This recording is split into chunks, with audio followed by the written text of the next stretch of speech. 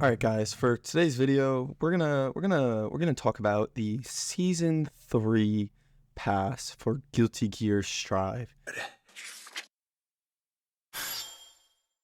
I know I've been dormant for a while, and it's kind of funny that this is the thing that kind of brings me out of it. But I've been a Johnny main since like the day I was born in Guilty Gear Strive, and it's like he just got revealed, so it's like y'all just like need to listen to me for this kind of stuff because I've been playing Johnny in Guilty Gear Strive longer than the amount of hours I've talked to women in my life. And no, I don't touch grass. So we're out here maining Johnny day one. Like I've literally like clipped so many people with him already. I'm so hyped with him, just mentally. Like it's yeah, I'm just like a Johnny main. So like Arxis, like, don't cancel me because I'm about to like expose your whole season pass right here. Roll the intro.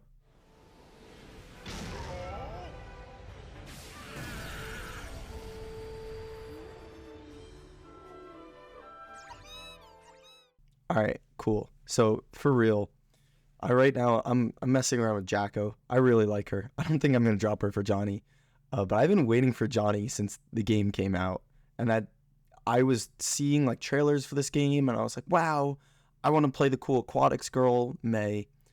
And I played with the dolphins. I know everyone hates the dolphins, but for me, that was like a lot of fun to mess around with the dolphins. And I really liked all of the aquatic creatures, and I wasn't good at like quarter circles and stuff, so hold inputs were kind of easy. And I still play May every once in a while to this day. But when the game wasn't dropped yet, I was back in high school, and I was learning about May, and I heard about Johnny, and I was like, all right, like, Johnny is the coolest character ever. If you guys don't know, I haven't played any other Guilty Gears before I played Strive, so my first introduction to Johnny was May's point of view of Johnny, and yeah, I'm in love with Johnny now, like, romantically.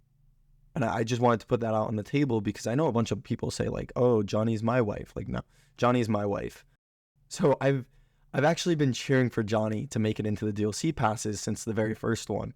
And I ended up getting Jacko, and I knew nothing about Jacko, and I picked up Jacko, and now I'm maining Jacko. So I'm a bit farther into the Guilty Gear franchise by now. I'm gonna make a couple of videos, hopefully, about this franchise because it means a lot to me now, and I play it every once in a while because I really enjoy it. And pretty much we're here just to talk about what Season 3 is bringing, and I can talk about like all of these different like complex burst mechanics and how it's going to change the meta, but I kind of care more about the characters, and that's what we're going to be here for. So I just wanted to talk about a couple of characters I think have a really good shot of making it in. And there's only about like 15 or so. I know that's a lot, but we have like 3 spots. So honestly, I think the characters we're going to get, so far we've gotten a lot of characters that are connected to other characters in the story. So from what I know about Guilty Gear lore, Soul Kai, main character-esque. May doesn't really have anyone she super relates to, but she just got that story arc with the rest of the jellyfish pirates, I think. I might be wrong. But we're talking about DLC, so I don't even know why I started with them. All right, so the DLC started at Gold Lewis, I'm pretty sure. Of course, he was a military guy. He has relations to Potemkin, Leo, Kai, President Vernon, and stuff like that. He's got a lot of story there with Giovanna. So like he got added. He was related to one of the characters already in the game.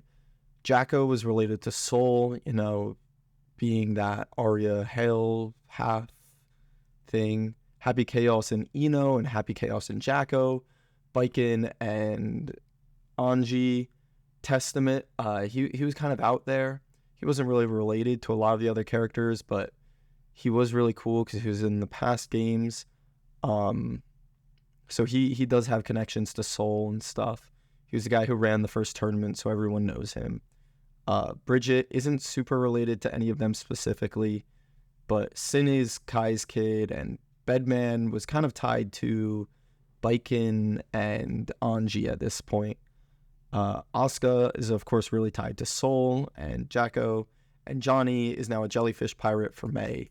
So when I'm looking at these characters, I'm trying to see, are they going to drop a character that already has like relevance to this story? I know like, Testament wasn't super, super relevant, but I think a lot of the other guys have like ties in the cast already. And I think they want their cast to have tons of like relationships and stuff.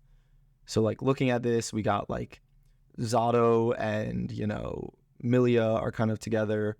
Faust doesn't really have anyone. Potemkin doesn't really have anyone. And Chip doesn't really have anyone. Axel, Eno, and Happy Chaos are kind of like three of a kind. Jacko and Soul, Kai and Sin now. Like Bridget's kind of on her own. Bedman and, Baiken and Anji now. And Asuka and Soul. Like everyone kind of has like people in the story, in the cast that like they relate to. And now May has Johnny. So when I'm thinking about like what DLC characters are going to come out, I'm kind of thinking what characters are going to be in the game. And I think a really easy pick for Arc Systems is Kai's wife, Dizzy. And I think Elfette also has a pretty good chance. I think either of the Valentines are going to get in. I think by the end of the season passes, we might get a season pass 4, I'm going to be honest. Because I don't think there's a reason to drop making DLC for this game, because it's a good game. It has good mechanics, and a lot of people just like play the game even though there are no new characters coming out for a while. But Dizzy and Elfette, I think both of them, I think both of them are very, very easy picks for Arc Systems. I think Dizzy has more of a place in the story right now, but I think the other Valentine also has that place. We can also see Fanny, the nurse, that's related to Faust. That way Faust has more like story in the game. They could talk about how Faust used to be a really good doctor and stuff like that. Like he has more ties into the story. We can see Jam, who's a bounty hunter. We get Dizzy and we also get Jam. I think that would be pretty funny. My kind of out there pick is like Vernon, the president. I saw he was a cyborg and I was like, he would be awesome to play. We got Izuna, the fox girl from the backyard. She's kind of cool. We got Cliff. He kind of dies to Testament, but I think we can find a way, like Bedman or honestly Zato. We can bring him back somehow. Raven, he works for Asuka. I think he would be a pretty cool introduction. Heyoon, they're kind of like on their own. There's Slayer, the assassin leader. He works with Zato and stuff. And then there's Venom, the apprentice to Zato. So I think there are a lot of good characters for like DLC. I think Robo-Kai would be really funny. I think a lot of people would buy that like on the spot. The character I want to see the most in this game is actually Justice.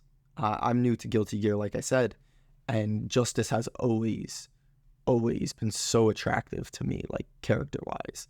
I've always loved seeing their fighting style, and I always like having a real like boss enemy, like Happy Chaos, and Eno and Testament, like Bedman even. I guess Bedman isn't technically evil anymore, but I don't think the cast now needs to be based on what they're doing in the story. I think what's more important to Arc Sys right now is like getting new movesets in.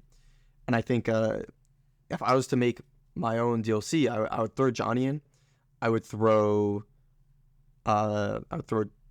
Justice in. I think Justice would be so cool in this DLC pass. I think seeing Justice would be like my number one pick for a want. And I know she is dead in some form or another, but we've seen clones of Justice. We can get like a, main cast comes across a Justice that doesn't have Arya's soul in it, but is like, it's the same exact machine. It has all the same abilities because it's been copying it. And I think Robo-Kai would be funny, but he's kind of just like a clone. So I don't even think I need him.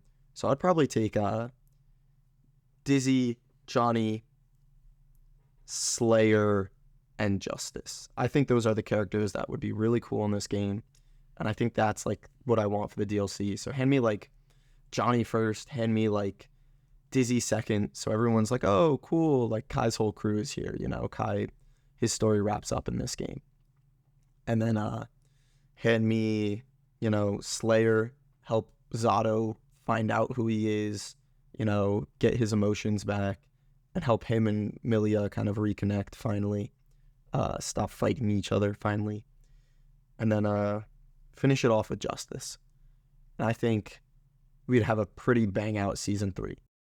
Why create a new game, new mechanics, when this game is looking really good? It's way ahead of its time still. They're still adding new mechanics to the game, and they're not changing it insane. I think this game, you just keep pumping DLC into this game. If you want to re-release it as like a deluxe edition with all the DLC passes, then give us that. But I don't think we need new mechanics. I think this cast is already huge for a fighting game. But I think these couple of guys, these like 15 or so guys, are like kind of what we're looking at right here. 1, 2, 3, 4, 5, 6, 7, 8, 9, 10, 11, 12, 13. Yeah, we got like 13 different options. I think these are like what we're looking for in terms of DLC. And honestly, I don't think we need all of these. I don't think people like Raven or like Venom or even like Fanny are really needed. But I think Vernon would be cool for his first appearance if we had the president fight. Stuff like that. I think those are the main people that this DLC pass is going to have. Thank you all for watching, and I'll catch you all on the next one. So, peace.